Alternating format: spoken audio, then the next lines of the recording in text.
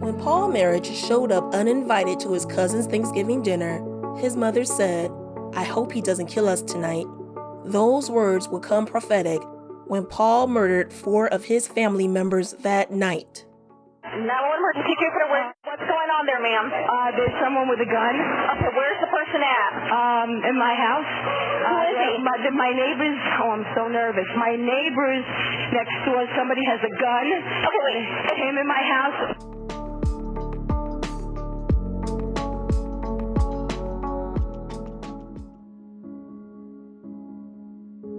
In 2009, 35-year-old Paul Merhige surprised his family when he showed up to Thanksgiving dinner.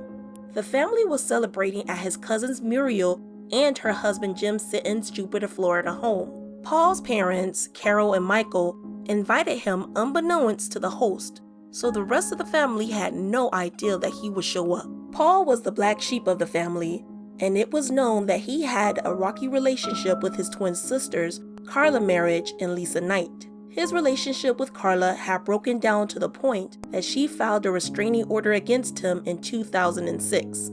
Despite the surprise visit, the Sittons welcomed him in, and the dinner proceeded as normal.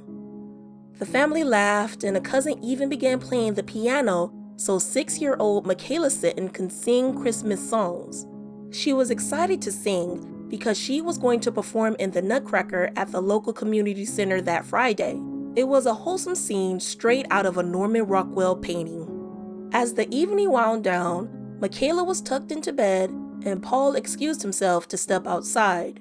When he came back in, he had a gun. Before anyone noticed, he walked into Michaela's room and shot her as she slept. He then walked into the living room and shot his 76-year-old aunt, Ramonda Joseph, in the shoulder. As her frightened husband Antoine desperately tried to stop the bleeding, Paul shot her again in the chest, blowing a hole in her sternum. He proceeded to gun down the twins, Carla and then Lisa, who was pregnant at the time. Apparently not satisfied that Michaela was dead, he returned to her room. It will be later revealed that little Michaela was shot 5 times. Lisa's husband, Patrick Knight, and her cousin Clifford Gabara were also shot but survived their injuries. Paul immediately fled the scene and was on the run for weeks. He was even featured on an episode of America's Most Wanted. Well, there's one serious call to action. There's a coward, sociopathic, cold-blooded murderer who killed 4 people in one night. He's armed and dangerous. Somebody knows where this guy is. There is a $100,000 reward that you will be guaranteed to get if you do the right thing. Make that call. Authorities originally thought that Paul had snapped and killed his family, but what no one knew was that Paul had lulled his family into a false sense of security. For Paul, Thanksgiving was his best opportunity to exact his revenge. Paul Merhige was born on September 10, 1974, to Carol and Michael Merhige in Miami, Florida. He lived a privileged life and came from an incredible, loving family. His family was so close that he even wrote a full-page dedication to his parents and his younger twin sisters on his high school yearbook page.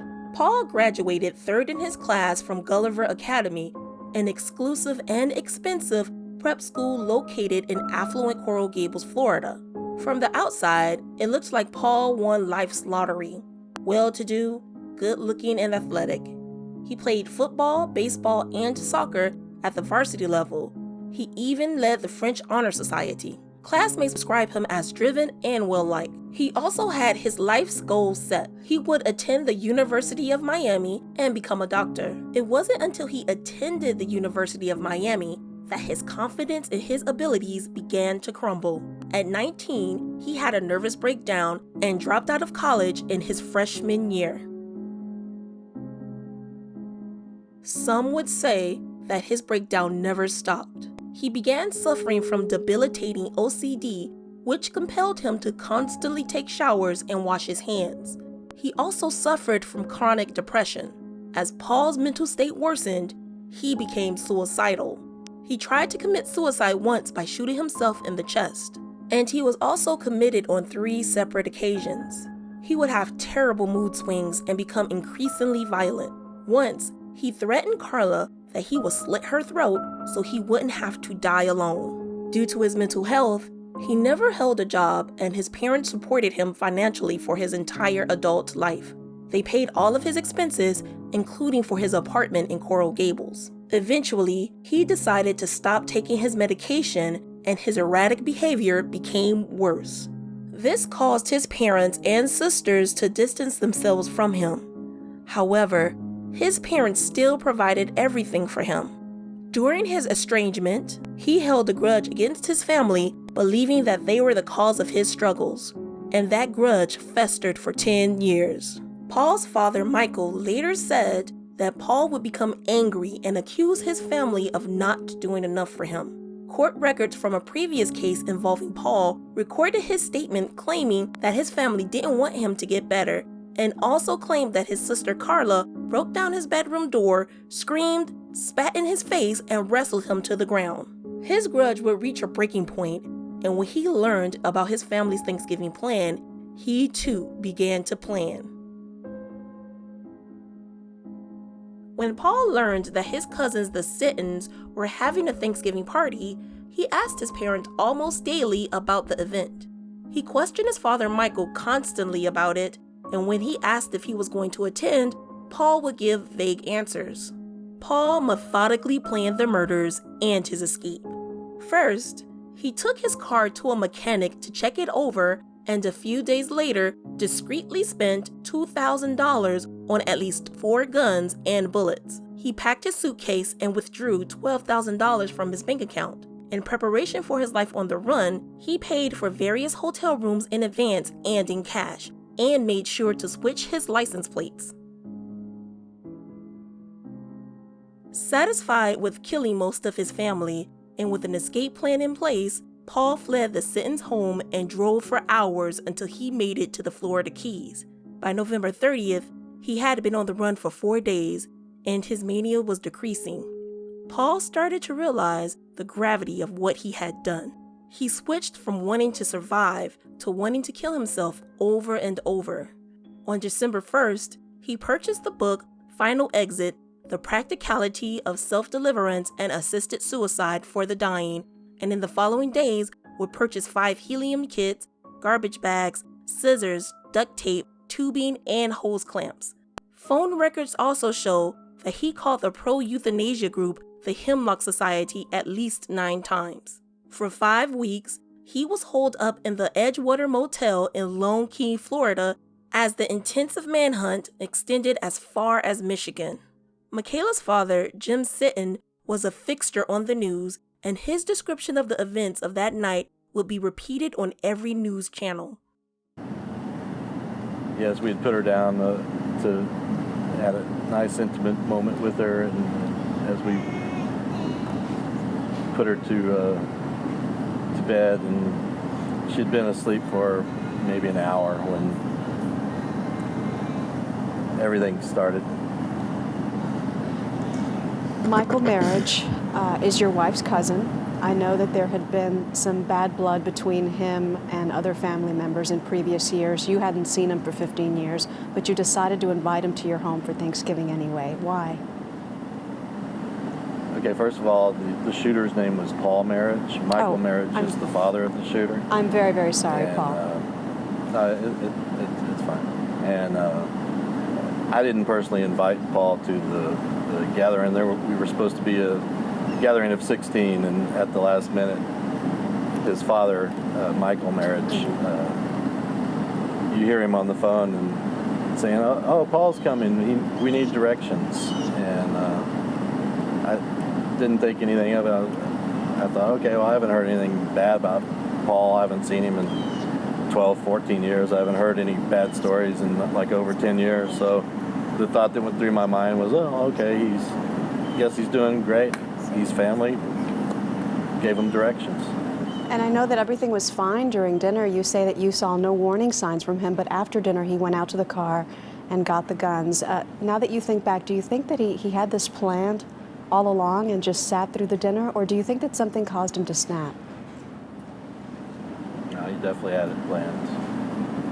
And he set 2 people away from me at the dinner table as we ate Thanksgiving dinner, and I joked around with him. There was no arguing. There was no controversial. We weren't arguing politics or religion. We were just enjoying Thanksgiving. There were no red flags. He wasn't moody or angry or... There was even a $100,000 reward for any tip leading to Paul's arrest. His life on the lam came to an end when he was featured on the January 2nd, 2010 episode of America's Most Wanted. That night, Melinda and Paul Pfaff, owners of the Edgewater Lodge and Motel, were watching TV when the commercial for America's Most Wanted came on. While Paul Pfaff wasn't paying much attention, Melinda immediately recognized the person featured. The reclusive motel guest that insisted on washing his own sheets and cleaning his own room was now on TV. He wasn't John Baca. He was Paul Merhige, the family annihilator. Melinda immediately called the tip line and was asked from 1 to 10 how sure was she. Melinda answered, definitely 10. It took less than half an hour for the U.S. Marshals and other law enforcement officers to arrive at the sleepy motel. Paul was blissfully unaware as the U.S. Marshals crept up to the motel door. The door was battered open and Paul immediately dropped to his knees and screamed, "Please don't shoot me." Paul Merhige was finally captured after 38 days. 18 years of utter torment. What do you mean by that? I've had chronic medical problems, mental problems. It's been a nightmare. I didn't even know what I was doing. Why have you been hiding out then? I didn't even know what to do. I went several times to turn myself in, and I was waiting for my parents to maybe make a statement and tell me to try to know what to do. For the first time in Paul's life, his parents would not support him. Instead of paying for a lawyer, Paul was issued a public defender. From the very beginning, Jim and Muriel Sitton wanted the death penalty. During the victim statements, Jim held a lock of his daughter's hair and said that Paul needed to pay the ultimate price. Paul's parents read letters trying to reconcile the deaths of their daughters with a desire for their son to live. Because Paul's lawyers said that he would plead insanity if the death penalty was on the table, the prosecution ultimately decided to retract it and ask for a life sentence. Paul, now on antidepressants and antipsychotics, pleaded guilty. He was sentenced to 7 life sentences without the possibility of parole. Paul took full responsibility for what he did. In a phone call to his father from jail, Paul said, "I think about heaven, you know? I think about them constantly. I don't know how I could have done what I've done to everybody I've hurt." For the Merhige family, this wasn't the first time they had to go through this. Family annihilation ran in the family. On July 14, 1973, Sawa Merhige Abrams, Paul's paternal aunt, told her husband James that she just wanted to speak to him before their divorce was finalized. James was a pilot and he left her for a flight attendant that he planned to marry as soon as the divorce was settled. Unbeknownst to James, Sawa had their 2 children quietly waiting in the car. Then she lured James into the master bedroom where she shot him 4 times in the chest. She then lured her 14-year-old son Jack and her 10-year-old daughter Melissa into the home. She shot both of them in separate rooms. She then took a handful of sedatives to end her own life. She was rushed to the hospital when a friend called and was concerned because of Sawa's slurred speech. Sawa slipped into a coma, and on July 20th, she died from the overdose. Today, Carol and Michael Merhige are no longer in contact with the Sittons or Lisa's husband, Patrick Knight. The Sittons and Knight sued the Merhiges in 2011, stating that they knew of their son's, quote, dangerous propensities and failed to protect their relatives. Ultimately, both lawsuits were thrown out because the judge ruled that the Merhiges did not control the premises or firearms and they had no legal right or ability to control the actions of their son. Thank you for watching the Twin Files. Please like and subscribe. So, Jackie and I were talking about his suicide, and we didn't think he was all that serious because he bought 4 guns. Why does he need helium? Why does he need tubes and clamps?